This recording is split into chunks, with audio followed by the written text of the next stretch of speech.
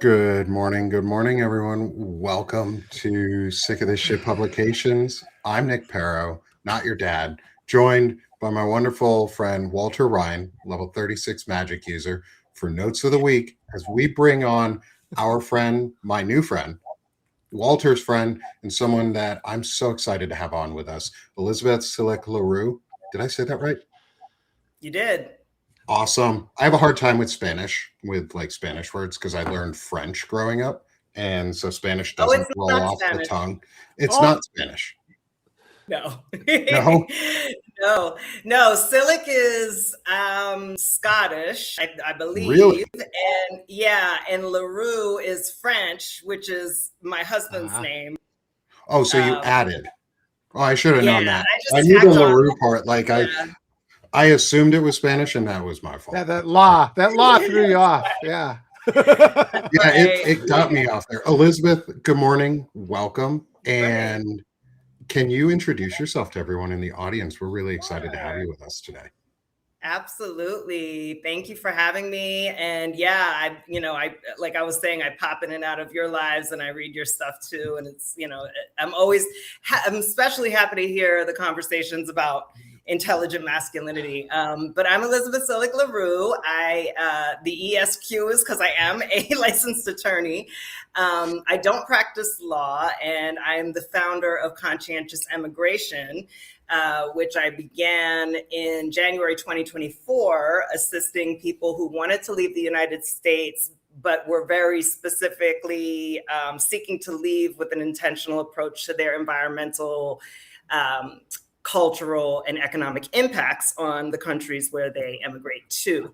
And by virtue of my training in environmental conservation and environmental justice and women's studies and all of these intersecting isms that I've worked on for decades, I tend to work mostly with people who are from marginalized groups in the US. So are you based out of the US? Well, my company is headquartered in the U.S., but I live in Mexico. My husband and I emigrated from the U.S. in 2022, and I've written quite a bit about the the myriad factors that drove us to leave the United States. But I would say the main factor that made it a must-do rather than a would like to was racialized hostility. My husband is a Black man. I write also about interracial families, which we are. And we were living in Florida, in Southwest Florida, in the epicenter of MAGA. So migration made a lot of sense for us. It is stunning too. And I know our experience is that when we go down to Peru, like just the open hostility you get in the United States is just absent, and it's just kind of like it's this weight off your shoulders. But I think this idea of conscientious immigration is so interesting.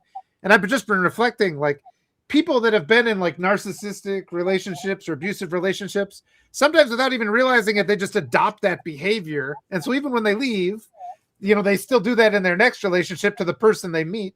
And the same thing kind of applies when you go abroad. It's like, don't bring the toxic things that you're getting away from when you go abroad, and just go there and learn. And my experience in Peru, there was always these two classes. There were the ones who were out actually, with the people. And then there was that group of Americans who just never bothered to learn Spanish. And they sat around in their little clubs and they were all openly hostile all the time and mad about the new culture that they were in. And I know you've had to deal with this too, because it's just exhausting to have to be around them because it's so much more fun to just go out and be with the people. So yeah. Well, I mean, look, that is why I'll tell you first thing is that's why I don't have as many clients as many of the people that are out here servicing people who want to leave the United States, because I'm very explicit about being disinterested in helping anyone export the colonial behaviors and mentalities and impacts that we are known to do. And like right now, when you talk about narcissistic and abusive personalities and mindsets and ideologies, when you look at what the United States is currently doing, to Latin America, right? Like I'm in Mexico, so that's the example that's most pertinent to me. And also I grew up in communities that were full of people who were first generation or immigrants from Latin America, from the Caribbean. So like this region is very close to my heart. And when you see that, you know, the Don Rowe doctrine or whatever is part of essentially the national strategy right now, it becomes all the more important that individual people who are leaving are not exacerbating that reality by coming here and acting the way that ugly Americans act. And I've written about that ad nauseum too. I think one of my most like popular articles was, I can't remember the title. It's something like "How Not to Be an Ugly American," you know. And you know, the thing is, these are behaviors that most people who have some level of social consciousness understand are problematic when applied to their current context, right? Like the things that they do here or the things that they do when they move to other countries are things that they understand would be a problem if they did them in their own country, in their own neighborhood, to the people who they consider to be their equals, right? But then they come here and they do it. And it's weird. And it comes from people that you wouldn't expect at times, right? I will say, like, this is not exclusively a white person thing from the US. It's not at all. It's not exclusively a Christian people thing. You know, I've seen the entitlement and, you know, sort of classist, colonizer, like, you know, essentially people coming to other countries and taking on this role where they almost behave like they're royalty, you know, and they expect to be served first. They expect to be you know, treated with exceptionalism. They expect, like you said, people to speak English in a country that is Spanish speaking. You know, all of these behaviors are things that they're making it, you know, they're not part of the world that I'm trying to, you know, contribute to building. There are things that I think we people born and raised in the United States and indoctrinated in this way of looking at the world outside of the United States, that we need to actively, you know, dismantle and actively work against. So yeah, I mean, that's Conscientious Emigration was born of that. When I said, okay, I used to do a lot of work in environmental policy and advocacy, and particularly environmental justice. Well, in November 2025, all of the dollars that were expected to fund that work at the nonprofit organizations that were my clients, at some smaller quasi-government organizations that were my clients, all that money just went away. And a lot of clients actually basically decided that it was too legally risky for them to continue to do work in environmental justice at all. Anything having to do with justice, anything having to do with gender or race, or, you know. So that was when I pivoted full-time to Conscientious Emigration. And in the time that I've been doing it, I will say what has been amazing and wonderful is that because I put out all of this content, right? Like most of my clients find me through Stack or Medium. And because I put out this content that's like, oh my God, look at this ugly American doing this terrible thing. Like here's how not to be, you know, a colonial export of the United States. The people, like I'm automatically filtering out a lot of people that I probably wouldn't want to talk to. And so the people who I have met, who I have worked with and helped emigrate, are so cool. I mean, like there's just like I've met such wonderful people, like, I mean, that I would never have known existed, right? Like there's no other way that I would have come in contact with people, archaeologists and retired doctors and, you know, people who have spent their lives committed to social justice, to, you know, kind of giving in one context or another, and are at, you know, usually older folks, like I'm middle-aged, I would say I'm 46, people my age and older. who are like, I can't, I'm not doing this anymore. Like, I can't for this country. I won't for this country. Oh, hold on a second. Oh, I hear a phone call. That's okay. I'll be right back. Yeah. So let me mute Walter for a second so he's good. Mm-hmm. There we. Oh, I dropped Walter for a second. Let me not do that. Let me put him back on the screen. I'll just mute him instead. I was going to ask on that while you're while we have this quick break is how what type of destinations are you or countries are you sending or helping people emigrate to, and how has the regionalization and hemispherication efforts of the US impacted the work that you're doing, like the attacks on Venezuela and Ecuador and other Latin American and South American countries? How has that impacted the emigration destinations that you're trying to help people get to and what they're looking for? Yeah. Well, I'll first say that I only ever recommend the people that I work with to move to countries that are less fascist than where we are, right? Less theocratic than where we are. So for example, like I've worked, I've had consultations with people who are interested in moving to Dubai. And I was like, I went to Qatar once, and like, as a woman, I wasn't allowed to drive. I'm going to flag those things, right? I'm going to flag when a country, like, for example, I have a friend that moved to Romania. Now, he moved to Romania because his wife is a Romanian citizen, so it made sense for them. But knowing, that they have their own struggles with, kind of right-wing characters, I always flag that for people. So I tend to recommend countries where, there's some level of community there of people who are immigrants from the United States, because that is important to be able to connect with some people, at least in the first year, I would say, especially. It's important when you're getting your footing to have some people around you that have done what you are trying to do.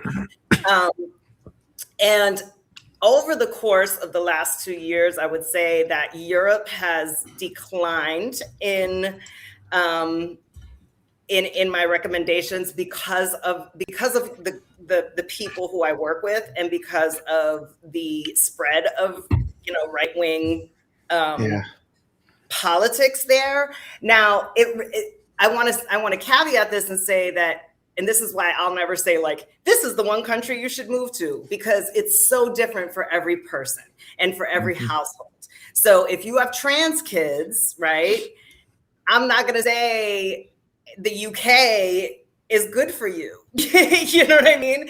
If you're a Black person, I'm going to, first of all, most of the Black people that come to me don't need me to steer them in any particular direction, because they already know, and they don't want to go to European countries where they're going to be even more of a minority, right? And they're going to be facing xenophobia and kind of there's a lot of anti-African sentiment, right, in a lot of countries in Europe. So it really is highly dependent on unique circumstances and identities.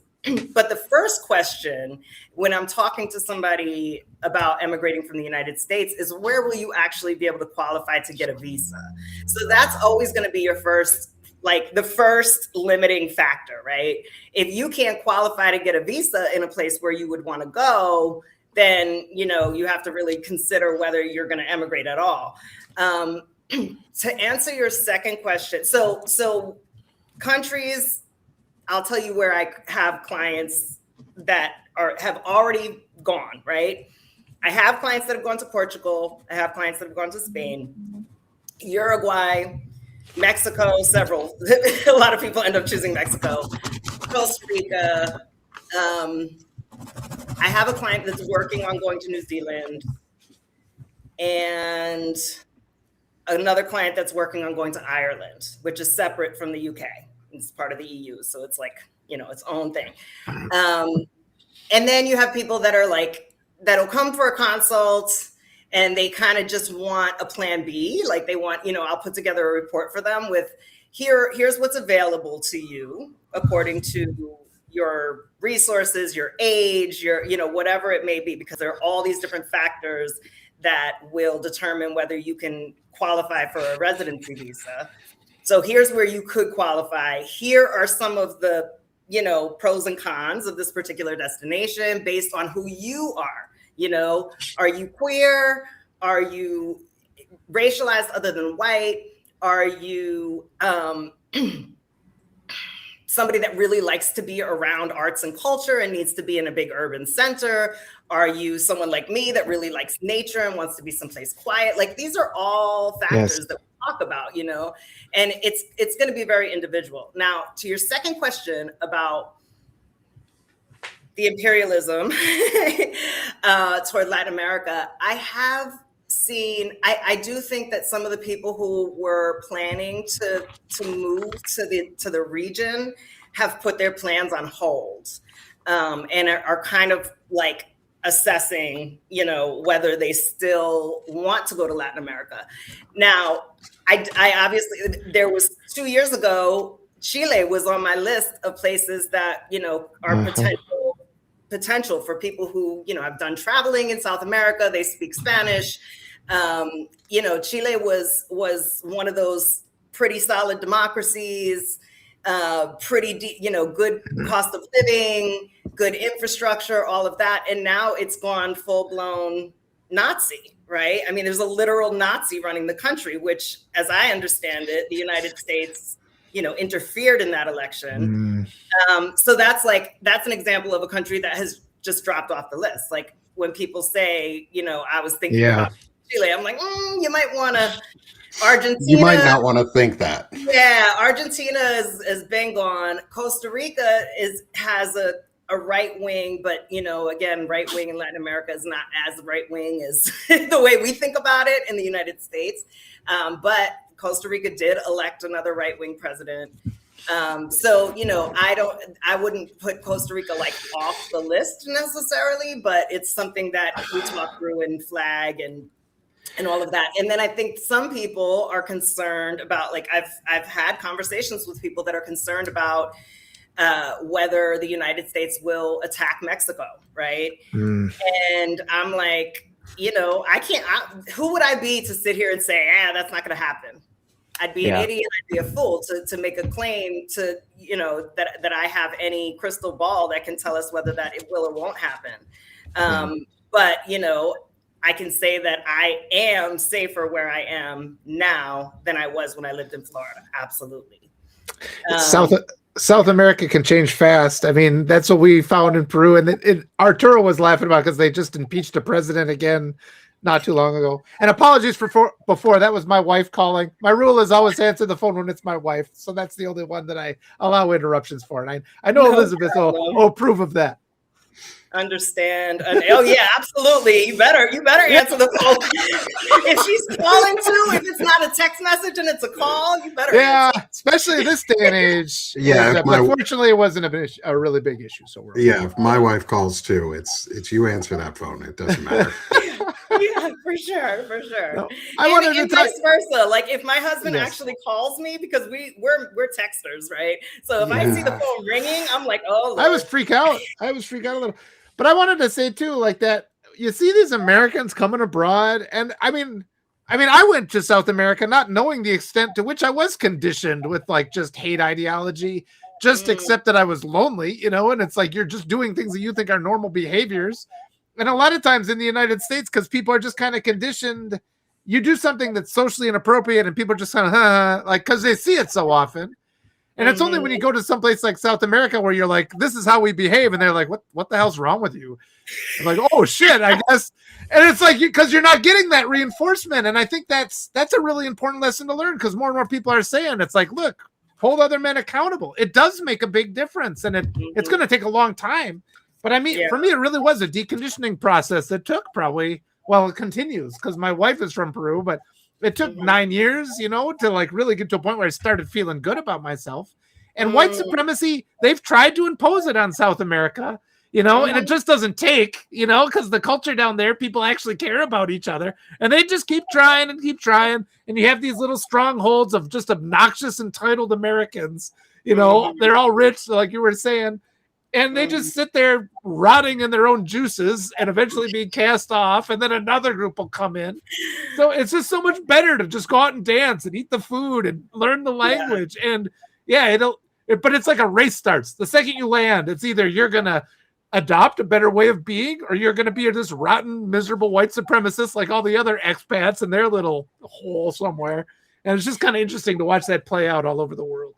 Yeah, and I want to make sure Nick has a chance to interject, because I have a tendency to talk a lot. I love this. I'm happy to just sit back and listen. Okay. Because I also had a temp emigration story of we almost lived in Panama. We started our experience to move down to Panama and then left. But the reason we stopped doing it was because our son is allergic to some of the bugs down there and had severe reactions. And the group that we went down there to meet and become a part of was more on the cult side of things. And we didn't know this beforehand, and we basically got love bombed into a cult experience. A group that wanted to build a community on an island, and we found out they were anti-vaxxers and they were anti-LGBTQ, and we are not. My family is not. So we were like, nah, fuck you guys. But we loved Panama itself. Like Panama was so amazingly beautiful. And we stayed out of like the big cities. We weren't in Panama City. We weren't in David. We didn't go to like some of the we were on the Pacific coast. We were on the Pacific coast rather than the Atlantic coast or the Caribbean coast. So it was a small community that we were in, and we got to experience such beautiful and amazing culture. Yeah. The only problem was my son was allergic to things, and I didn't want to join a cult. Yeah. That was a killer. That one right there was a bit of a killer. I was like, nah. When we get that third strike, well, then we'll definitively decide. Yeah. No, that was pretty two strong strikes. So I am wondering. So no, because this other person, you're the second person to tell me a story like that. One of my clients who actually they got their visas for Mexico and they're moving to Mexico, but they had told me that they went to Honduras on vacation. And the same thing, they came across like this gated community of people, and they were, they initially like welcomed them in and all of that. And then they found out it was basically like a cult. So that's like the extreme form of the expat bubble, right? Most people are not going to join a cult necessarily. And most of us don't want to, even if we get like partially sucked into it, because we're in trauma-induced situations where people love bombed us into that situation and lost a ton of money because of it. And I don't regret it, but I look back and I go, well, that sucks, but I'm glad we were able to get out of it. And I'm glad I'm not in a cult either. MJ, that's a lesson you paid for. Cool. I mean, we paid for that. Paid for a lesson. It's like, okay, I learned something important. I paid for it. At least I got something for it. Yeah. But we didn't do the dumb decision of like they wanted us to buy a boat that they could use. And we were like, no, we're going back home right now, and we might come back. And then we never came back. Yeah. Wow. See, well, so, okay, this is an interesting point, because the word conscientious, right, has several meanings. And one of the meanings of conscientious is actually just like sort of checking the boxes and dotting your I's and crossing your T's, right? There's conscientious in terms of leading with values, right, and doing the right thing, but then there's also conscientious in terms of being careful in your planning and doing your due diligence. And I wrote about this in the context of that MAGA family that went to Russia last year. And want to get out now and can't?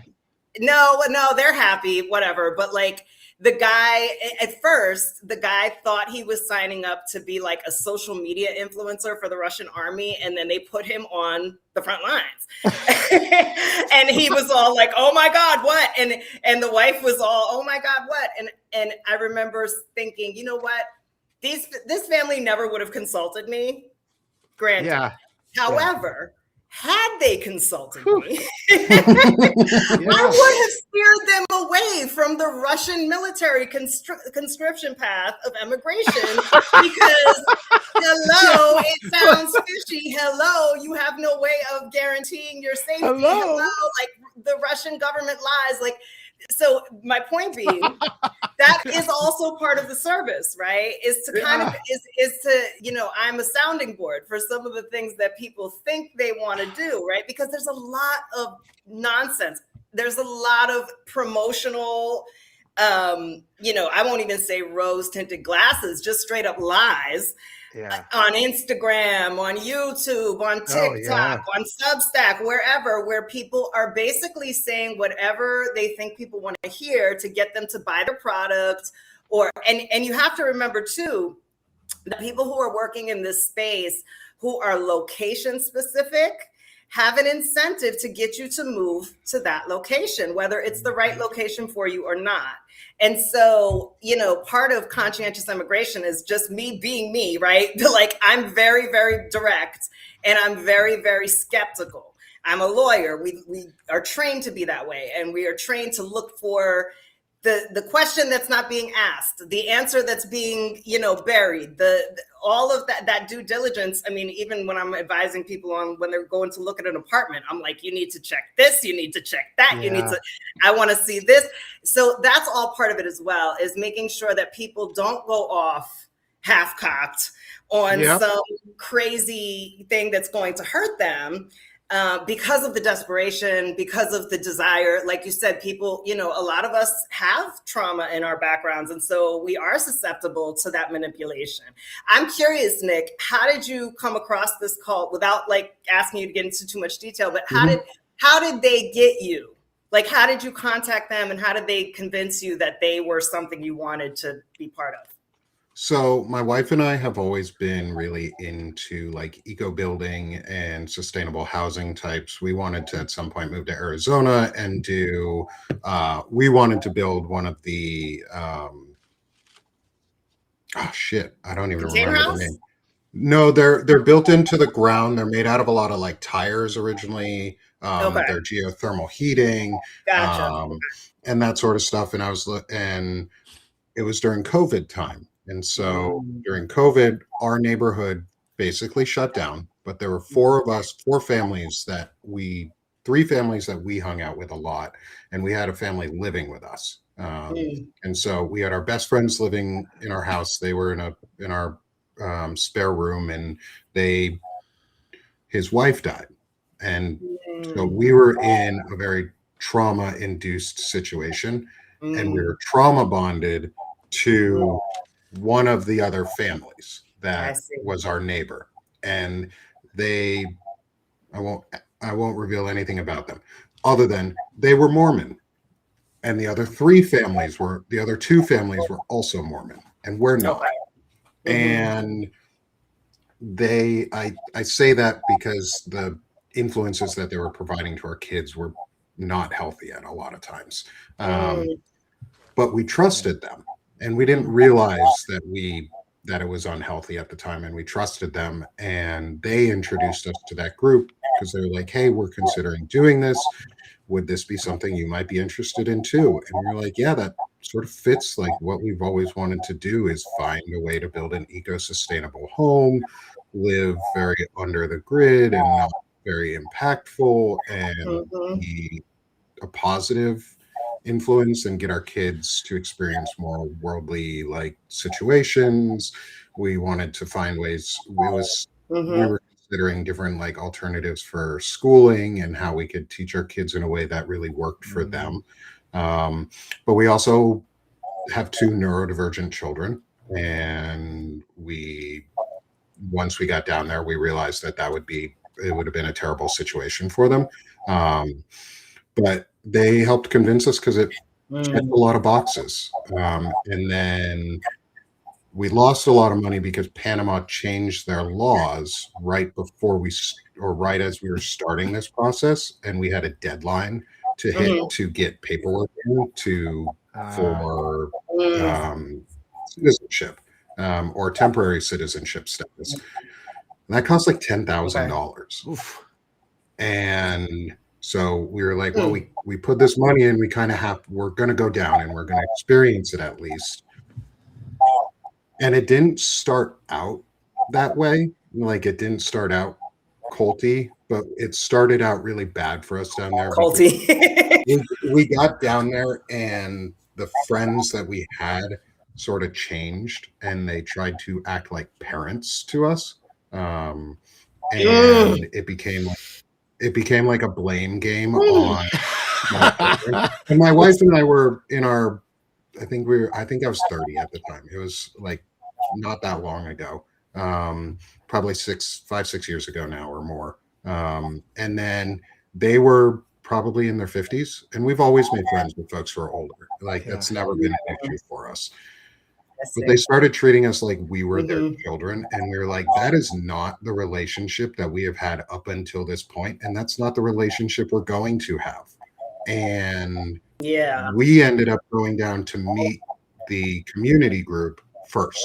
They had to wait longer because they submitted their paperwork later, and so it took them longer to get their initial like visa and card saying I can legally drive here, and I'm in the process of now having my citizenship approved. They took longer, so we went down. We didn't wait for them because I was like, we're here for a month. You guys are here for 2. We have the less time. We had already planned on, we had an in and egress plan already. Like, we had known we were going to go down there and then go to family and see our family and then consider coming back. And we went down there and the group sort of love bombed us until they found out that we were vaccinated. Both my wife and I were in the military. And so we got every vaccine. Wow, they got upset about that. And they got upset that we were vaccinated. And it wasn't a thing of like, oh, why did you do this? Let's understand your reasonings. It was, vaccines are bad. They're dangerous. You shouldn't get them. Because one of the families, their daughter had a really bad experience with a vaccination that almost killed her. And so they became really virulently anti-vax, which is a problem. And then and they started doing like, we found out we realized how culty it was when the family that led the group from South, that was there goes the balloons. Yeah. There goes the balloons. So the group was fairly diverse. It was from South Africa, England, and the US. And the South African family, after I got to know them, I figured out why they emigrated out of South Africa, because they were not really that welcome with the schooling type they wanted to do, which was the unschooling world school thing. And as we got more into learning that and about what they were doing, and then they started doing like higher level spirituality things, and they believed themselves above the others, like they were more spiritually awakened than we were, and we weren't quite ready for it, or we weren't on their level. And that was pretty much like, wow, no. How long I'm gonna be out, like. And then they accused our son of something that he did not do. Okay. And there was no question of, was this the other child's fault? And my son got blamed for things he wasn't responsible for. And he got called some really shitty things. And I'm like, my kids are the most important things in my life outside of my wife. So we're out. Yeah. And the next day we left. And we then spent a couple days in David and hung out and Boquete and had some good food and coffee and relaxed. But then we left and we were like, we're never coming back here. How long were you there for? About 3 weeks. I was in the group. We were in the group for about 2 weeks. But we were in Panama for about 3. So it was rough. Yes, that's a cult. My husband was in a cult in his teen years, and a Christian cult, and he's talked about that on Substack. And as you're like saying all these things. I'm like, yep. Yeah. Yeah, I mean, that's like, again, that is an extreme form of the expat bubble. And I don't think that that's, necessarily what most people encounter. However, there's almost a cult light in some of these expat communities, in the sense that there are certain rules by which they play. And I only know this from secondhand, because we don't live in an expat bubble. Like, we have, I mean, first of all, I never really only hung out with any particular demographic of people, even in the US. Like, I grew up around a lot of different people. I've made friends with people from all different backgrounds throughout my life. I've dated people from all different backgrounds throughout my life.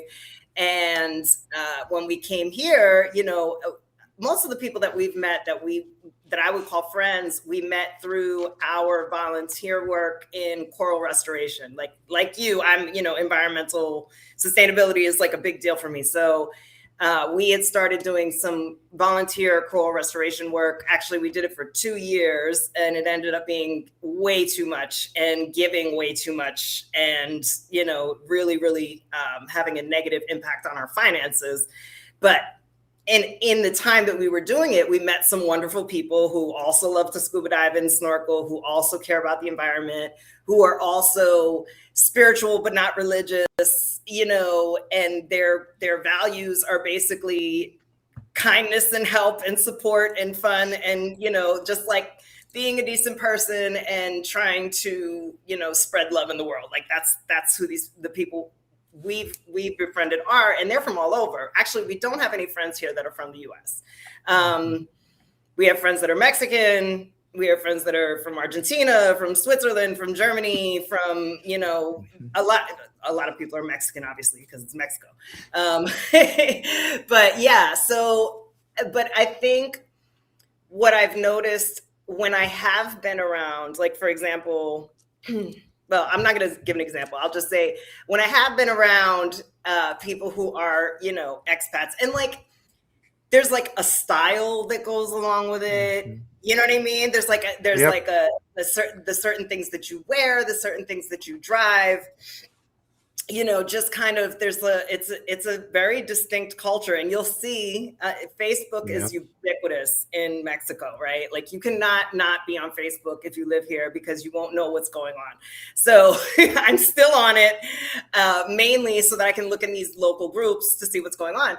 And you'll see like an event, like a paint night or something like that, and you'll see all of these people that are just monochrome, you know what I mean? Like, their haircuts are the same, the clothes they wear are the same, they have the same shade of tan, the same bleach color hair. Like, they're just very, very, it's like conformity, right, is big. And I think that part of that, and to put a human spin to this, part of that is when people leave their countries, they feel vulnerable, right? And so they feel like they have to, in order to be safe, especially when you have all of the, white supremacist fear mongering about Latin America, to feel safe, they band together, but it's so sad, because they don't learn Spanish, maybe they'll learn like, and like, they support each other in the ideology by laughing about the fact that all they know how to say is "give me another cerveza." You know what I mean? Like, like that, they reinforce this identity, right? By like embracing it in that way. And it's so sad, because in doing that, I mean, they're missing out. They don't know how much they're missing out, right? But that's not the reason why I emphasize conscientious immigration. I don't care if they're missing out. Like, it's sad. I'll observe it from a distance and be like, that's so sad. My concern is that when the impacts that they have when they do this, right? Number one, I think one impact that I think we can all say that we've seen feedback about, we've seen around, is the impact of gentrification on the housing market, on regular, cost of goods, cost of living, the fact that people will come and they will, without second thought, drop ridiculous amounts of money for rent, for housing, for food, at restaurants, for pretty much anything.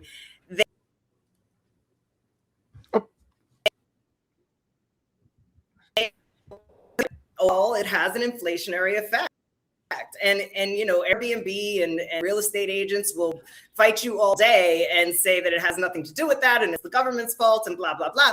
But realistically, people will charge what the market is willing to pay. And when expats move into these places, they pay so much more than what the average local person or what we could afford, right? And so I think that's the principal complaint that you see coming out of places like Lisbon, Mexico City, Barcelona, and people have protests, and it's aimed at tourists, but it's also sort of aimed at expats, right? Now, if you're not living like a tourist and an expat, that's not really aimed at you, right? If you're coming into a place, which I always recommend in the beginning when you're moving to a new country, short-term lease all the way, unless you have family or something like that, short-term lease. You can use Airbnb for 3 months. Yeah. You can use Airbnb for 3 months. That's fine. Get yourself situated. Make sure you like the area that you're moving to before you invest in a long-term lease. Make sure that you have a chance to go check out the place that you're going to actually sign a lease for long-term. All of that is fine. But ultimately, over time, you want to be integrated with everybody else in terms of what you're spending, in terms of, how you move in the world. And like Walter was saying, in the United States, we don't have enough. In New York, we do, but in the United States as a whole, we don't have enough of a culture of no, you can't do that. No, get away. You can't get away with it. You don't have that. It's a little bit too much live and let live, and enabling jerks. Yeah, too much enablement of jerks. Yeah, I'll give you an example. I grew up in the 1990s in New York. If you walk around saying racist back then, if you walked around saying racist things in the 1990s in New York, you're going to get punched in the face. Yeah, and it's going to be hard. And you're not going to forget it, and you're not going to do it again. I'm not advocating violence, but what I'm saying is the lack of accountability and consequences for terrible behavior in the United States does not translate, right? It doesn't translate. And it does to an extent in that, where we live, nobody's going to come and punch you in the face because that's not the culture here. But you are going to be ostracized. You are going to be, you are going to mark yourself as just another gringo. And thereby your experience of life is not going to be, it's not going to be pleasant. All you're going to have is things to complain about, right? Whereas if you do speak the language, you do follow the cultural cues, you do learn that here where we live in Mexico, and I won't say this is for the whole country because it's huge and diverse, but you don't walk up to somebody and just start demanding things from them. Yeah. You say buenos dias. You pause. You recognize you're dealing with another human being. Those cultural norms, you start to adopt them such that when you deal with people from the US and they don't, they don't use those cultural norms, you're like, whoa, wait a minute. That's how you know when those cultural norms start to feel more normal to you than what you came from, then it becomes effortless, right? Yes. I think that the other thing I want to hit on real quick, and I know we're getting close to the end of time. Yeah, I want to switch us. I want to get us, because the cultural part, I want to let you get that point in before we switch. The cultural part is huge. Our next segment is the photography and the artwork that we celebrate. Oh, right. Okay. Well, I just wanted to say also, Walter and I talked the other day about environmental destruction. And that is another really important piece, because they're tearing down the forests and polluting the aquifers barriers and the boundary waters makes these, all of this region so beautiful and so wonderful. And nourishing, right? Because if you go to certain places in Mexico, in rural areas, there's fruit trees everywhere. You can literally eat off the land, and they're destroying it for the US dollar, to attract the US dollar, So don't be part of that. That's what I wanted to say. Agreed. I just want to mention too, like Americans have this attitude, like they're entitled to a clean slate every time they meet somebody. Like it's that eternal present of the white supremacist mind. And it's like, yeah, the last time I met you, you were an asshole. And it's like that first impression thing makes a big, and it's like, you just don't understand that until you go abroad. It's like, don't be a jerk the first time, because they're going to remember that. And you're gone from that group now. You don't get a second chance after second chance like you think you're entitled to in the United States. And you know what? That's a good thing. That's a good thing that you're held accountable. It is a good thing. Go back home. Yeah. Go make friends with the jerk. We don't want you here. Yeah. Go be an asshole here in the US where it's acceptable right now. Absolutely. Assholes just. And I would just say you can get a federal appointment if you take that behavior. Yeah, if you're a big enough asshole. And Americans are just poorly equipped to recognize like a cult or a scam, because our whole society is a cult and a scam, So it's like just what you're gravitating towards is probably going to be bad for you. So at some point, it's just, when I went to Peru, I was just like, okay, universe, take care of me. And the Peruvian people were so kind to me, and they treated me, and they taught me what compassion really was, and I just reprogrammed myself. So anybody who just, if you're at that point where you're at your wit's end and you want to change your life, get it down to a backpack, which is actually good. I mean, at first it's a little bit, but what Elizabeth was saying before is true too.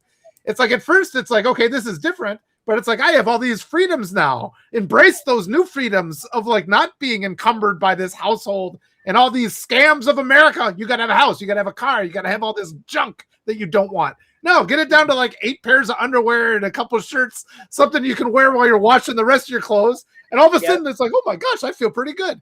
And after you've gotten through that first week of readapting, you're like, I can live like this for 10 years, and maybe you will, and you'll be happier. Yeah. Yeah. That was one of the draws for us to go towards Panama, was slow down.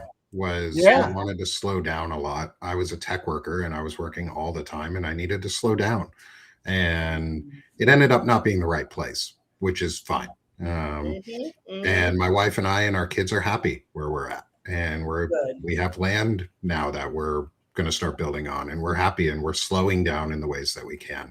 One of the ways that we slow down too is we celebrate art and culture and ourselves and our kids and the things around. And I don't want to miss this opportunity before Elizabeth has to drop for us today here in about 10 minutes, is to both showcase our artwork that we've all submitted, and to get to Elizabeth's note. Because it's a strong one, and it ties into a lot of what we're talking about, and people wanting to escape the situation here in the States, because the situation here in the States is bad.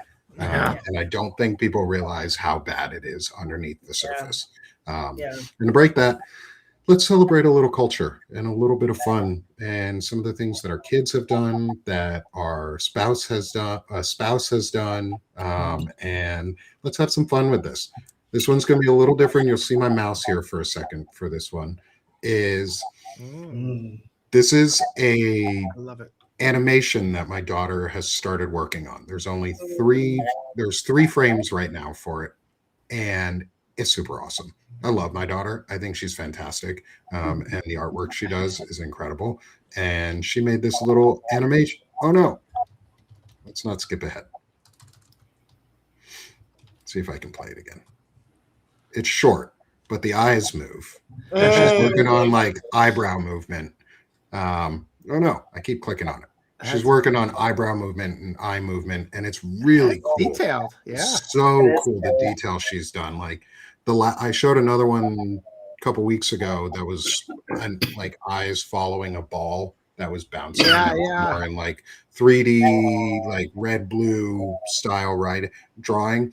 This is just like the difference between then and now in just a couple weeks of what she's working on for animation is so incredible. That's awesome. She's amazing. I love my daughter. I think she's fantastic. It is. It's beautiful. And the work and the artwork she produces is incredible. Yeah. It's great that she has that as an outlet. It's great to see kids doing art. Yes. You know? That's what she does all the time. She sits on her tablet or in her drawing books, and all she does is draw. She has books and books of artwork, and I have caught a few of them that she tried to throw away because she's like, well, I'm done with this. I've done this artwork. It's full. And I'm like, nope. I'm going to take this and we're going to hold on to this. And when you get older, we're going to give you all of your artwork back, and you're going to love the fact that we kept all this from when you were a kid, because you can see how much you've grown, what you used to do, the love that and care that you put into these things. Like, I'm so excited for her, for the creativity she has. I love the eyes, how she suggested the spherical shape of the eyes. That's just subtle. I always like minimal lines that suggest a lot. I think that's really cool. That is cool. Thanks. Let's move on now, Elizabeth, from your husband. Nice. I love this. Yeah, that's the colibri, the emerald colibri, which is a hummingbird. And it's endemic, I believe, to this region. Nice. And they are everywhere in our yard. That's our yard. That's a bush, a tuliparia bush in the yard. And they just love, the nectar, and they come around every day. But it's hard to get them on camera because they're super fast. They by the time you get your camera set up on them, they're already gone. But he was able to catch that one mid-flight, which was pretty cool. But they're, and to the point about environment and nature, it's one of the things. We rent a house, and it's a tiny house, and it's just 2 rooms.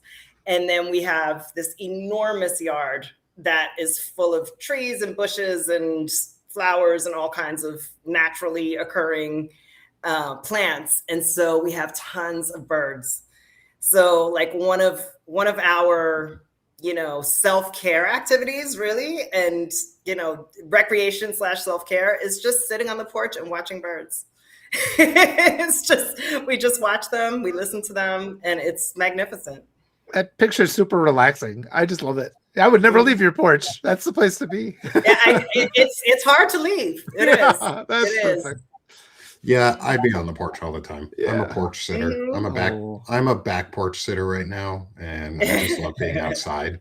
And for me, I'm so excited. This picture makes me happy because we're going to be on property here soon with a forest and with wildlife that I just get to sit there, and I want to make seating spots that I know animals will cross in front of at points, so that I can sit there and watch the deer or other animals run through. And this just, I love this. I think it's beautiful. And I also love the depth with the focus in the front and then the slight blur on the hummingbird, but it's beautiful. It's a really well taken photo. I'll tell him. Fantastic. I love Megan. I hope he smiles from it. Yeah. I hope he smiles. He loves it. I mean, I've taken pictures of him while he's taking pictures because he gets so nerdy. He gets so into it. If we go to the beach and he brings the good camera, because we're both Cancerians, and we're both we need a lot of alone time. We're I'm a little more extroverted than him, but we both need a lot of alone time. So we'll go to places, natural environments, and he'll go off and take his pictures, and I'll go off and play in the sand or whatever. And I mean, I can't tell you. The first time I lived in a house, I was 40. I always lived in apartments growing up, right? I grew up in New York.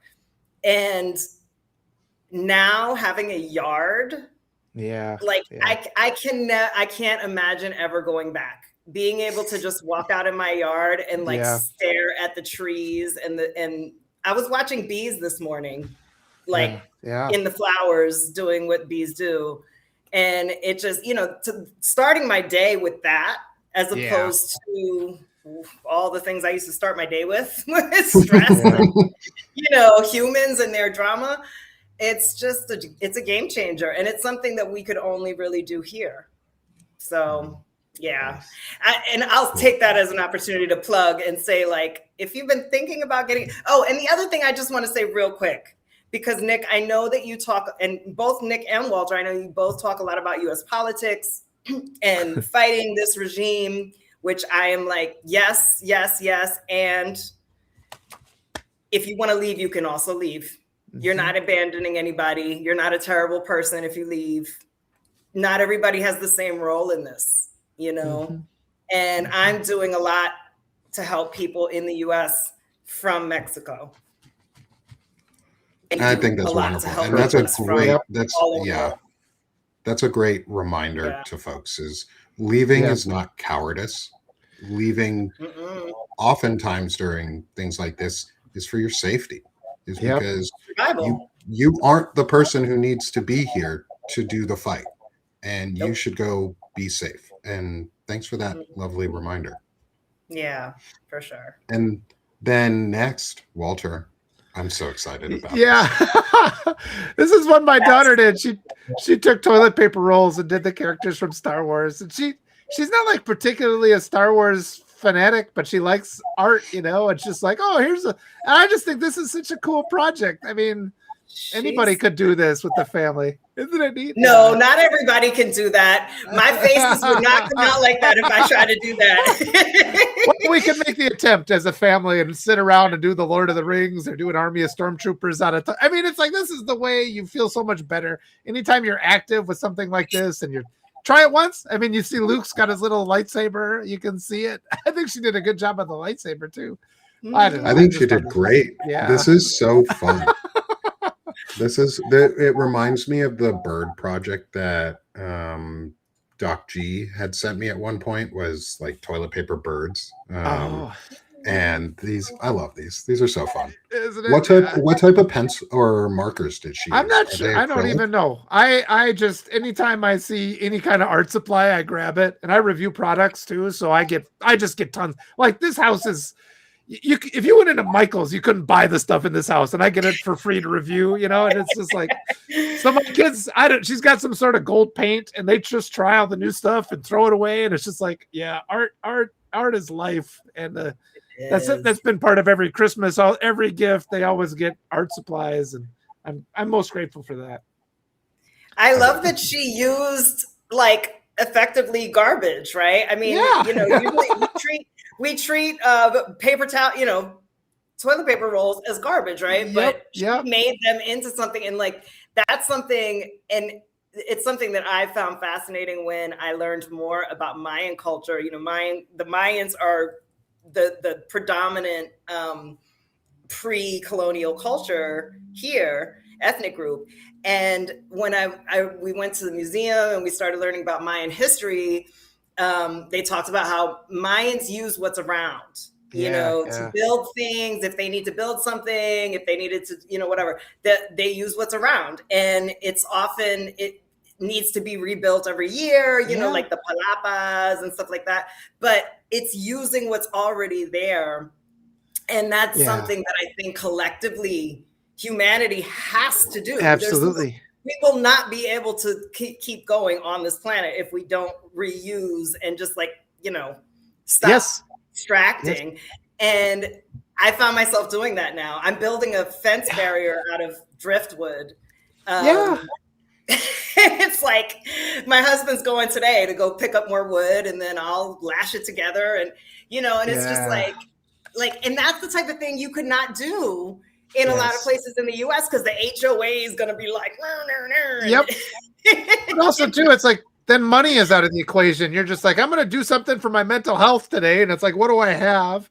And we used to paint on newspaper, you know. It's like, you can paint on a newspaper, and it's like, you don't have to spend all this money on expensive, you know, notebooks and drawing paper.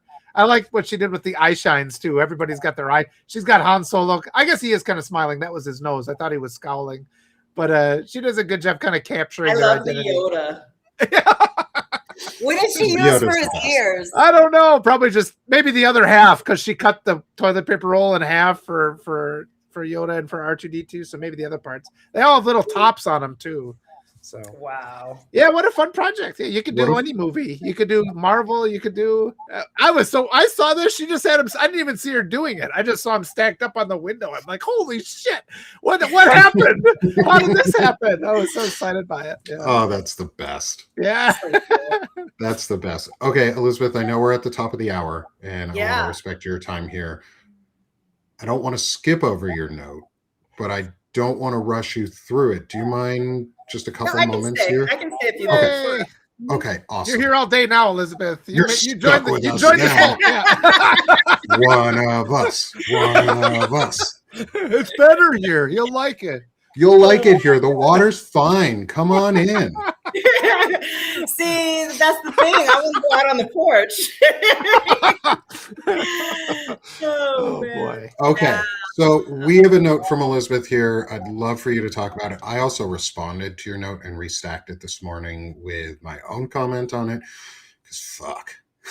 Yeah, this is a true story. So I studied women's studies. My undergrad, I went to SUNY state of New York school. It's at Purchase College, which was a very liberal. It was actually a primarily arts college. So you had a lot of dancers and art people, very, very diverse. And my major was women's studies. My minor was anthropology. And, obviously women's studies had us investigating from, philosophical, historical, all these different perspectives on women's history and the intersecting isms, sexism, racism, classism, homophobia, like pretty much everything, right? And in my research methods class, they said, pick a topic. And at the time, I don't remember what prompted me to investigate this, but there was something clicking in my brain when we were studying philosophy and religion and patriarchal religion specifically. And something was clicking for me that, this idea that men had the right to have sex with the women that they were partnered with, hit the women they were partnered with, control the women they were partnered with was reinforced by religion, right? And so that was my hypothesis. And I conducted a legitimate, kind of research project with surveys and analyzed all the data. And sure enough, those people, these were students that I interviewed for this. So these were people in their, early 20s. This was not old. There were no old people in this study. Mm-hmm.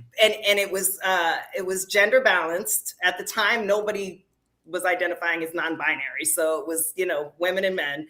And across gender, I don't remember the other demographics that we assessed. I don't know that I even broke it down by racial or ethnic demographics, but across gender, those people who were more heavily invested in religious life and, adhered to religion, I didn't even ask about what religion, it was just religion,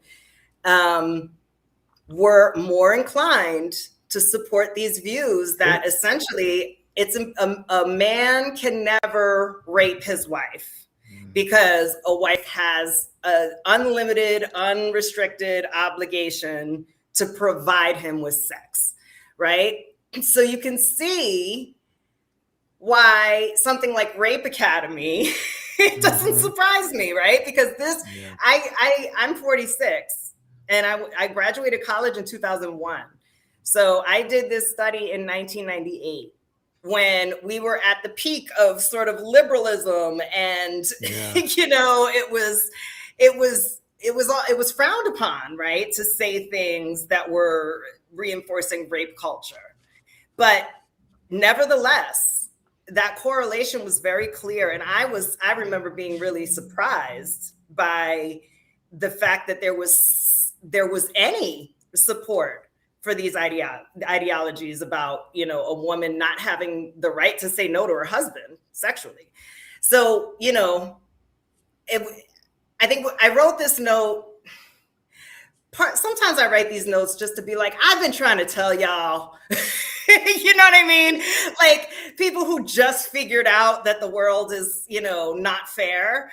Like I've been trying to tell y'all this for a long time. And so congratulations on your newfound awokenness. Like y'all should listen to the people that were telling you and studied this and actually have like credentials, Part of that's part of the reason I do things like this, but also part of the reason is just to link these things in people's minds, right? I mean, this is not separate. The fact that this site existed and that so many people, so many men, whether it's 62 million or it's not 62 million, enough men actually more than zero, believe themselves entitled to the bodies of the women who are partnered with them and trust them enough to be partnered with them. It stems from something much deeper. It's not just that they're perverts. It's not just that they're psychos. It's not just that they're all of these things that they may be.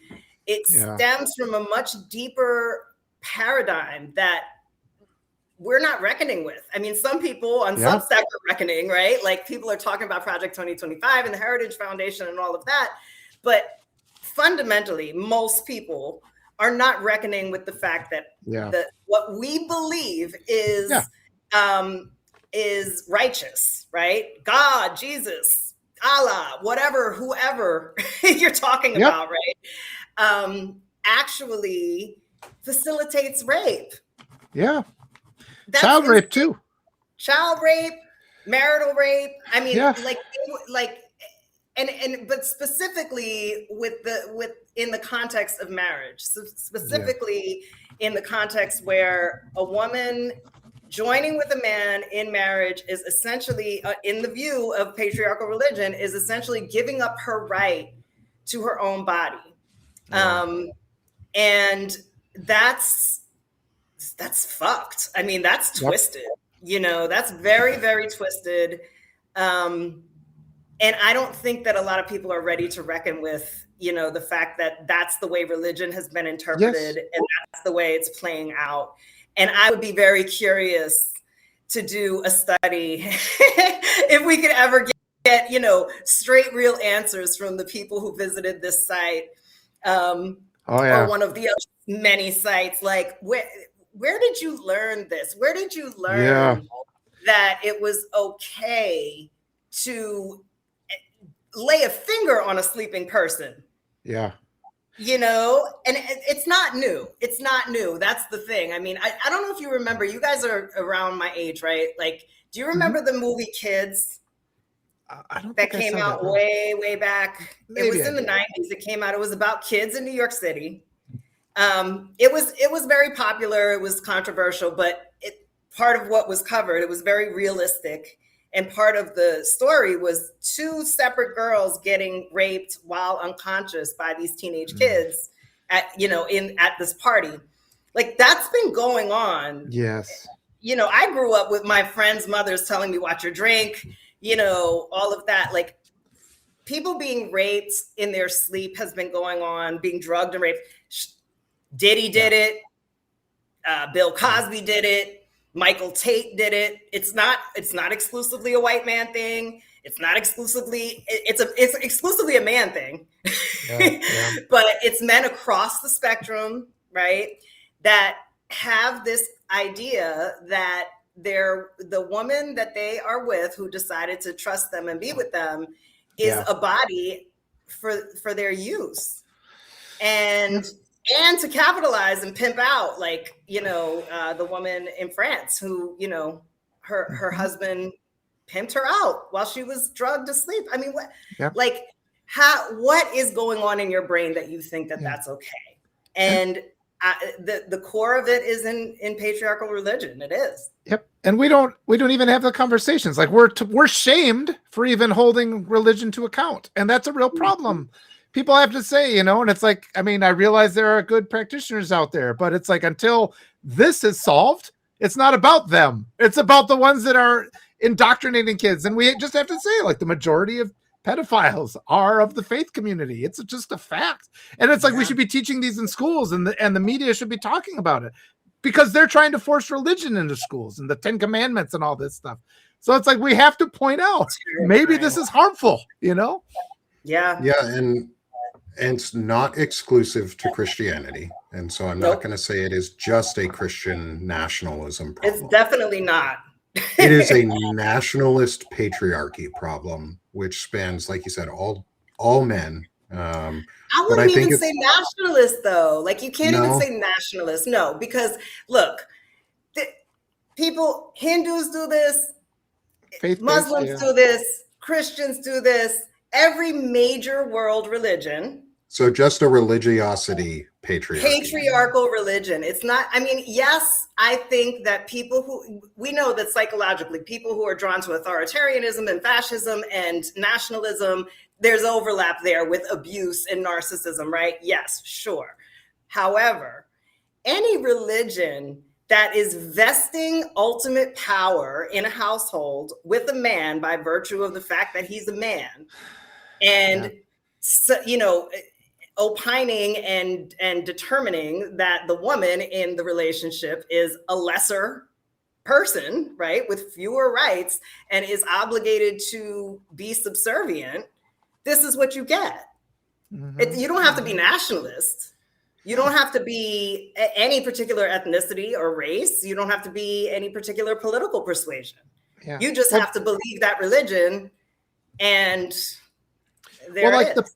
I applaud what the Pope is doing, but I always emphasize they don't even allow women to be Pope. And I have a big problem with that. And it's like, my daughters, I don't like it when people tell my daughters they can't do something. And I need the Pope to be saying this. And once you allow, it's like, once you're deliberately discriminating against women as part of your faith, bad things are going to happen. It's really as simple as that. And I know there are good people in religions. I mean, that's to be stated, but we do have to, these good people have to join us and say, let's allow women to be in positions of leadership to put an end to this rape culture. That's really, more power to women will end that rape culture. It's really, that's the essence of it. And deplatforming people like Doug Wilson and Pete Hegseth and those in the 7-9 mandate or dominionism, because that's all about that, or the IBLP, like the Duggar family and the Huckabee family, who believe in the umbrella of family, where it's God, Father, and then everybody else. But it's when your son is 13, if there's no other man in the household, he becomes the dominant figure in the house. And why the fuck is a 13-year-old boy have control over his mom or his sisters? And this is literally why men think that they can rape little girls, because once you bleed, you can breed. And that's a philosophy that they were taught. And people get so touchy. Philosophy indoctrinated into them, and they don't see girls past a certain age as off limits, because once you bleed, you're an adult in their eyes. You can become a vessel for another child in their eyes. And that is how we got to Rape Academy. That's how we got to the Epstein trafficking network and abuse network. That's why we have friends all over the place who talk about sexual assault and abuse and all this violence that is going on. And I think I misspoke a little bit. Like, that's the thing. I think that's the thing that is, and why I'm so glad that I did pursue a women's studies undergraduate as opposed to something that would make me money, because everybody laughed at me for that, right? But like, a lot of people don't even have the historical context to understand that this is not only not new, but it's not unique to our culture. It runs throughout the globe. And it goes back, if you look at monarchies in Europe, right? Same that you're talking about, that, you have to have a boy because the boy is the only one that can rise up to take over. You go back to ancient China, you go back everywhere in the world that had patriarchal culture and religion and, religious or spiritual ideologies that elevate the man, the head of household, the father, whatever. You have this situation, and I think that we're lacking in education, period. Right? Like, the United States in particular is lacking in historical context and education across the board, but particularly these forces and dynamics.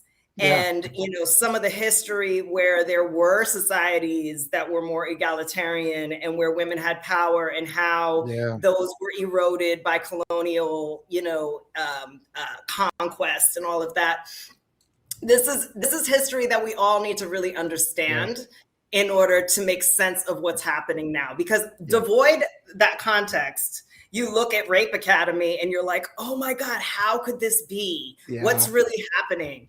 Well, this is what women have been dealing with forever, actually. And the cultural norms that make people get all touchy when you start talking about it, that's what we have to overcome. Like that sensation, like this isn't appropriate for us to be critical of religion. It's like, it's not. That sense that you're feeling is what's inappropriate. I mean, we need to be having reasonable conversation and separate the good parts from the bad parts and fix things. It's not like we're throwing it all away, but it's like this problem is legitimate. And people who just want to dismiss it, like, oh, we shouldn't say that. It sounds like we're doing this, or the not all comments are a red flag. Sometimes it's like, yeah, okay, we're not talking about the ones that aren't doing it. You don't even need to say that then. The ones that are good are on our side, trying to make the world better. That's implied. That's inherent. And so, we have to just get over that, win back the narrative, because it is deliberately suppressed and it results in the enablement of rape culture. So it's another step back. I mean, don't even look at rape culture, look at having the conversations. I think part of having that conversation, I'll switch to my note real quick. Part of that conversation is upon we have to let Elizabeth go, though. Let's give her. Yeah, we got to let Elizabeth go, so that I'm going to pull up your QR code. That's a great note. I'll just say that. Thank you. That's a great. It's actually going on. We're working on putting it on a T-shirt for those that need just a not so subtle reminder. Is anything but yes means no, and it's going to be. We're working on one that like Bart Simpson style, just chalk of anything but yes means no, and you just have to repeat it until it gets in your damn brain. Elizabeth, promote the hell out of yourself. Promote yourself. This has been so wonderful. And I okay, sure. I cannot wait Please subscribe. Okay, so thank you. I will just say, if you're interested in emigrating, the Conscientious Immigrant is my primary publication on Substack. I also publish a lot of that content on Medium, and it's all about emigrating conscientiously, lots of fun examples of ridiculous, ugly Americans. I rant and rave a lot, but I also give good information on what you need to be doing to position yourself to emigrate successfully and conscientiously. And then on Elizabeth Sillick LaRue, I publish a lot of feminist stuff. I joke on incels a lot. I'm 46. I'm in perimenopause. I don't pull punches. I'm gonna tell it as I see it. If you don't like it, bye. So if you're into that, Elizabeth Sillick LaRue. And then Starving Jungle Fever is my tiny publication where I sometimes write about interracial relationships, because that is also a huge, like, being in an interracial family is a lens that only people that are in interracial families can kind of understand. I think Walter has, a little bit of, insight into that as well. But subscribe. Paid subscriptions are very much appreciated. My husband is unfortunately suffering from a chronic illness and is not working right now. So I am the breadwinner. So book consults, subscribe paid. And if you want to leave the US, you can do it. Most people that think that they can't do it actually can. You just have to find out where and how, and I can help you do that. But thank you guys so much for being the men you are. I appreciate it. Thank you, Elizabeth. I really do appreciate it. I'd love to, if he'd be open to it, I'd love to have your husband on for a chronic illness, one of our chronically illing out shows. Chronically illing out. Well, his illness is it's skin related, and so he has really, really bad eczema. I understand that. With my wife has really bad eczema. Yeah, so it's all over his face. So I don't know if he would want to be on camera at this point. Okay. Totally understandable. But I'll tell him that, because I think he can definitely speak to it. He had his born. So that's fun. Well, if he's ever up to it, there's never any pressure. We'd love to have him. And thank you. I'll let him know. I will let him know. And thank you guys. No, really, awesome. I will say it's not all men. I can say that. I will say it's not all men. Some of the best people in my life, my dad, my husband, and some of my like closest friends in life that have been the biggest supports and co-workers in the past have been men who had good hearts and who had the sensitivity, you know, to understand and listen and, you know, support me. So it is not all men. And, you know, if you're not a incel and you're not a rapist and you're not like, you know, an abuser, then you don't have to get upset about anything I write about those people. It's that simple. Perfectly said. Elizabeth, this has been so fun. Thank you. Much love, you guys. Thank you. Take care. We'll talk soon. Bye. And as Elizabeth drops off, we're gonna. She's great. I love Elizabeth. She's so wonderful. So wonderful. I was so glad that we got to talk to her. Yeah. Thank you for making. Oh yeah. Thank you for making sure. Oh, she came back. Oh yeah, we forgot something. I think she accidentally came back. Oh, okay.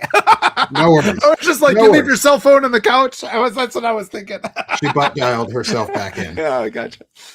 All right. So getting back to it, what we were talking about before in this culture and why part of why I think we are here is we have not had this reminder enough, and it needs to be spoken out more, much, much, much more, is a reminder for all men to teach themselves and their sons. Anything but yes means no. And that yes can be withdrawn at any time. You have no rights to another's body unless you have explicit permission. And this goes doubly so now that the Rape Academy shit is out there for married men. Being married does not grant you explicit permission to do whatever you want to your partner. You still need to ask. You still need permission. You still need all of that. And it can be withdrawn. It can be taken away. And if it's taken away, you better fucking stop what you're doing. You better end it. My wife and I have a simple rule with each other. And it's not even a rule. We just have a simple standard with each other. Is if one of us says no, that's it. We don't push it. We don't push things like that because we respect each other's bodies and boundaries. Yeah.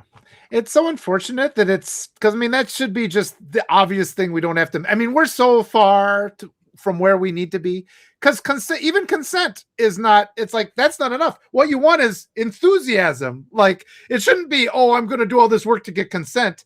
It should be, oh, we're going to have this nice, I'm going to attend to your needs. And these things you're going to become enthusiastic where this will be the natural conclusion because we understand each other's rhythms and we need to express our affection for each other physically. And it's like, we're not even having that conversation. We're sitting here telling kids not to be rapists, and which is like so far from where we need to be. It's like, consent isn't even that's not enough. You need to get to the point where it's enthusiasm and desire. And it's so upsetting to me that the entire conservative mind, I mean, they're just look at it as this need, like they look at it as this impulse. And it's like, it is not that. It has to be this expression of your compassionate celebration of the person you're with. And it's just sad to me how distant we are from where we need to be. Yeah. And this statement too of anything but yes means no needs to be said. Works outside of just physical relationships.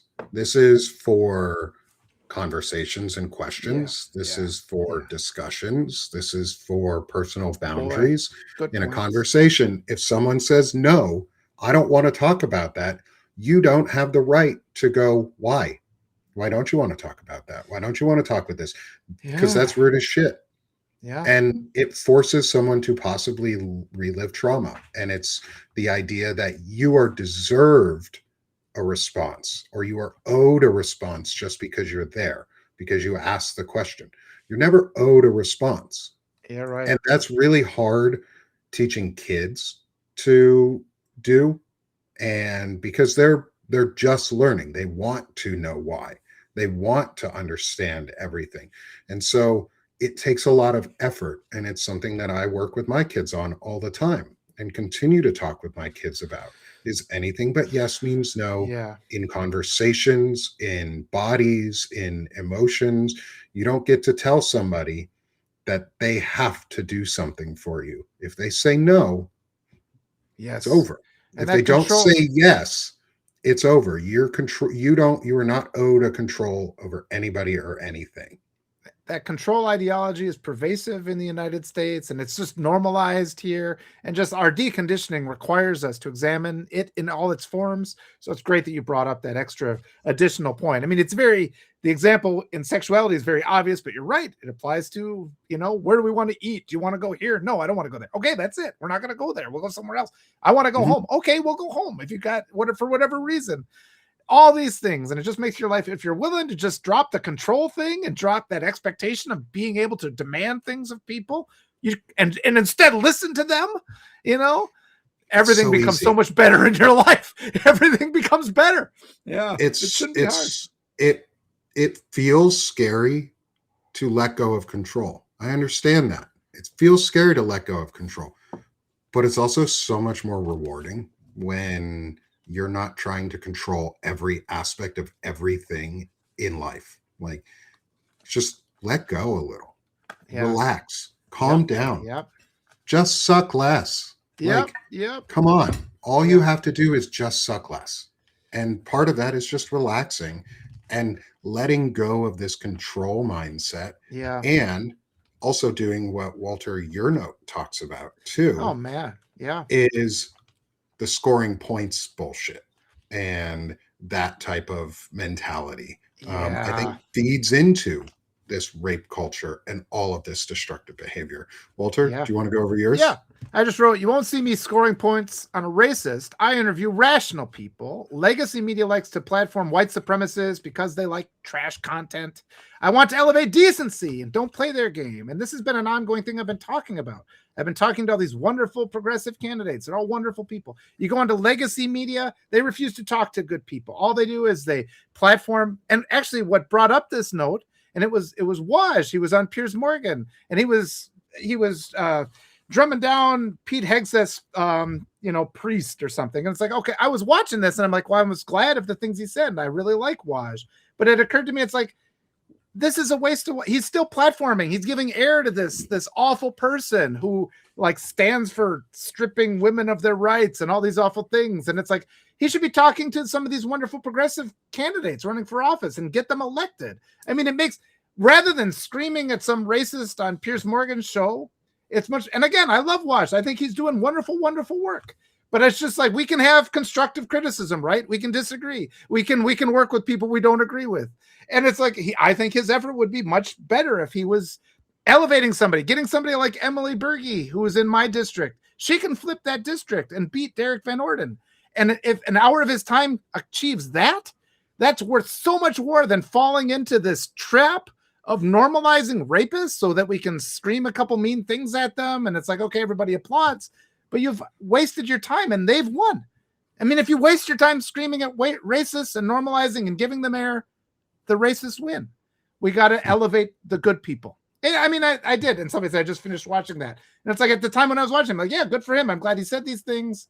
And then afterwards, I'm like, I think his time would have been better spent. I think they suckered him. And I would like to see all of our people elevating good people. We have to get away from the legacy media that elevates awful human beings and start to deliberately elevate good people. Yeah. And well, that's a great question, SKE. We'll see about getting Waj on. I know Waj. I've met Waj. I've spoken to him. He's a great dude. I would love to talk to him. And this is just a polite conversation. It's actually as much for his mental health as mine. As I don't think he should feel he has the need. And he actually introduced that clip by saying the members of his team tell him not to go on Piers Morgan. So he's hearing this already. And this is meant as a positive thing, not as an attack. But I would just love our entire media to shake off that control conditioning that makes us just kind of chase after these awful people and instead say, hey, let's turn away from the awful people. Don't give them air. Turn to the good people. Bring them on. Yeah, I love what he's doing. I think he's a great person for his mental health. don't feel you have to talk to racists. Yeah. And it's like Courtney just said, it's that feeling about not needing to watch all the news or listen to all the things that Donald Trump or Pete Hegseth or Alex Karp or Peter Thiel or JD Vance, folks like that, the things they talk about. Oh, Daniel Moody called. Okay, that's good. Yeah. I love Danielle. I love the fact that Danielle and Waj work together because they call each other out and they do it in such a constructive way to make each other better. That's what I meant this to be too, because it's not an attack. No, absolutely. We are moving towards that. Where like a year ago, this would have been like attack, block him. He's part of the problem. Fight. Now we're like, look, I love you. I think you're doing great. I disagree with this. And then we listen to each other. We platform each other. We get good people on and we take back the narrative when we win. That's how we do it. We stop playing the game of the racists. And it's not that we don't know what's going on or don't pay attention to what's going on. We understand and see what's happening, but we choose to shift the narrative without living under their controlled ideology and narrative platform. Like Walter and I do this show without any regard for right-wing feelings or ideology or mentality or caring if we offend them in any way, because I don't care. They don't care about us. They don't care about our bodies. They don't care about people. They don't care. They don't have values. So no, don't try and score racist points on racists. It's like drinking liberal tears. It's the exact same thing as the drinking liberal tears from the right. It's buying into their mentality. And yeah, it's okay to go on those platforms sometimes if you have to get a message out and you know that that audience will hear you because you're on a stream with a certain individual. Sometimes it's okay.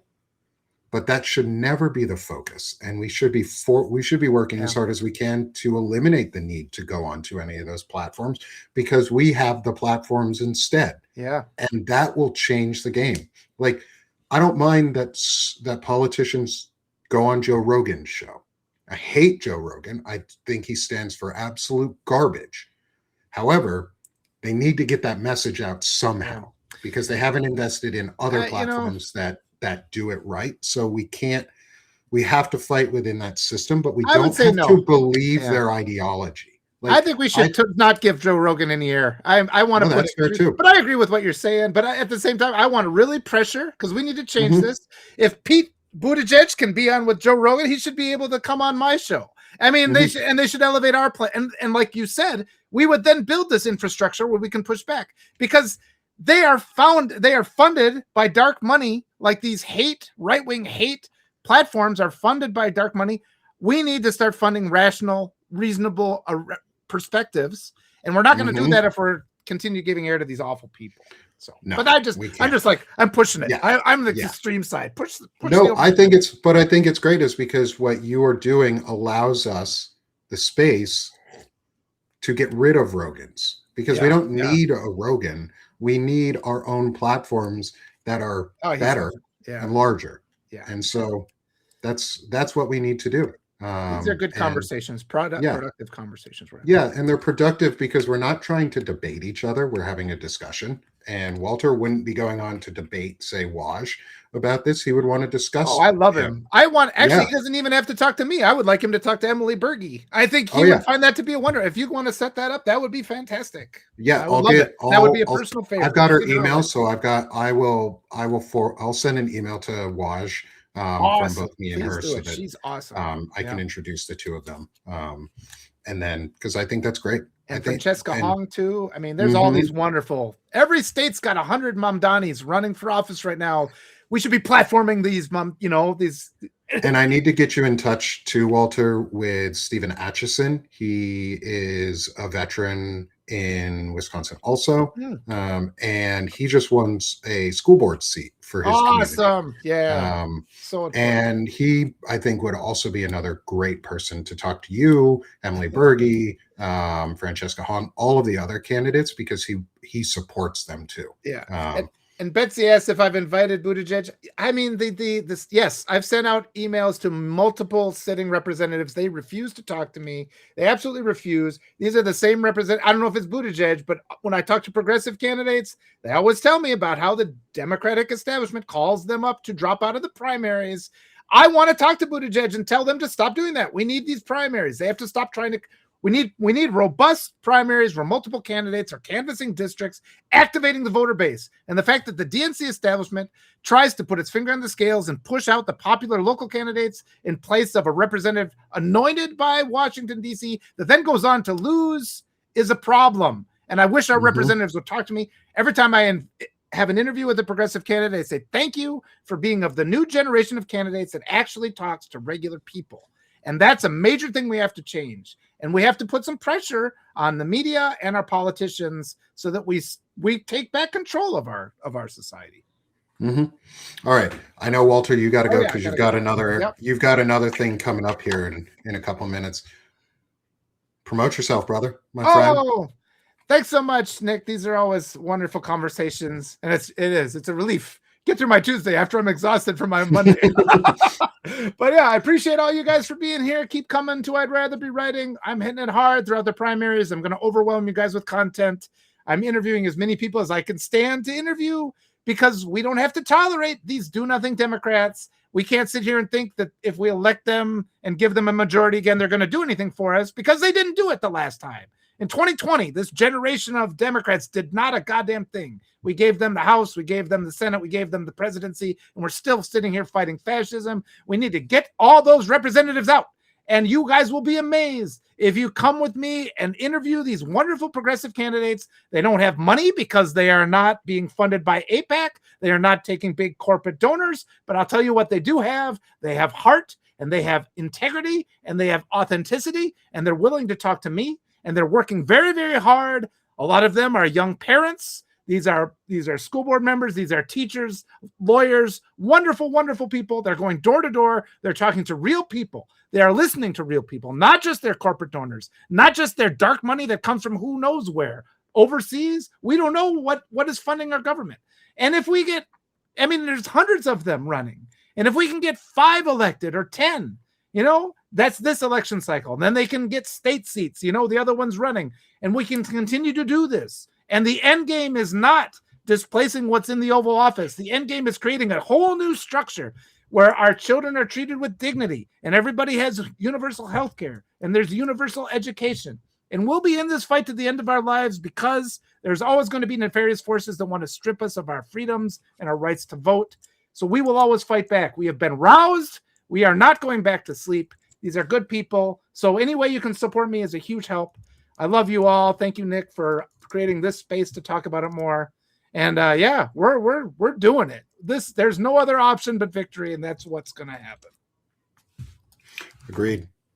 And as somebody just said in our chat, Lynette, is if we the people say I would like to see you on Walter's show and Nick's show, that would help. That would really help, actually.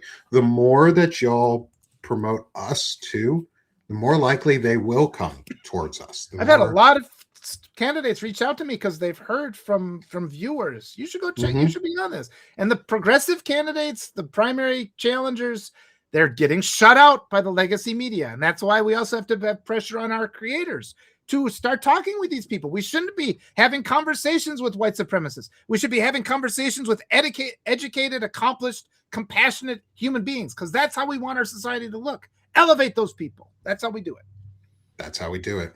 So come join Walter.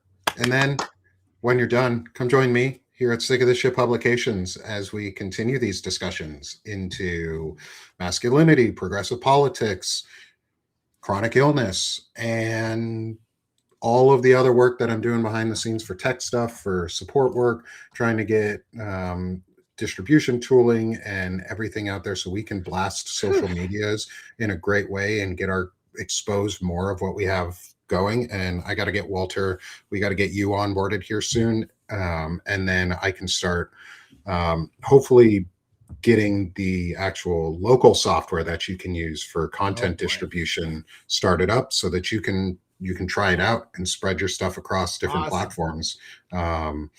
And so again, thanks everyone for being here. Please, if you can afford it, become a paid subscriber. If you can't, become a free subscriber. That's great too. I do offer discount codes in all of my show notes for different price ranges. So if you can't afford the full price, fantastic. I love all the support you guys provide. But the biggest thing, again, tell people, share it, tag people that you want to see on our shows. Yes. Continue to tag them, reach out to them. Yeah. It's a team effort. Yeah, Lynette, it's a team effort. And our team is you guys, is the community. Is all of you. You are our team. Yes. You are our largest support. You are the reason we're here. And the more that you continue to promote us, the more that you'll see us out there.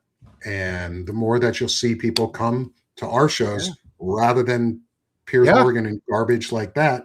And when you come to our shows, by the end, you just suck less. Yep. You can also get a Just Suck Less water bottle on the Sick of This shop, which will be linked in the show notes, as always.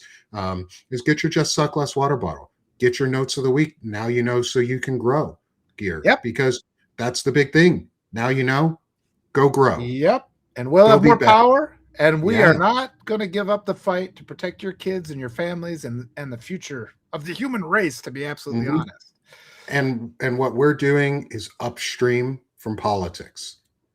We are making the cultural shift. We are fighting the cultural effort. We are pushing a better culture, better morality, better values. That's how we win. That's how we win, because more people in this country want better values than fascism. More people want better values than fascism. But they don't hear about those values because we are not platformed in the way that right-wing fucking fascists are. And so we are the grassroots. Stop chasing them. Don't chase them. Don't platform them. Don't go on their shows. Go on other shows and go into the communities where others come together and learn from each other. Elevate the good people. Listen to the good people. You can turn off the bad ones. Yeah, you don't have to listen to the show. You don't have to listen. You don't have to. Feel no obligation to listen to them. And in fact, don't even folks and I know I got to let Walter go here, is folks like Andrew Tate who are on Substack. We're not abandoning Substack. Nope. They can leave.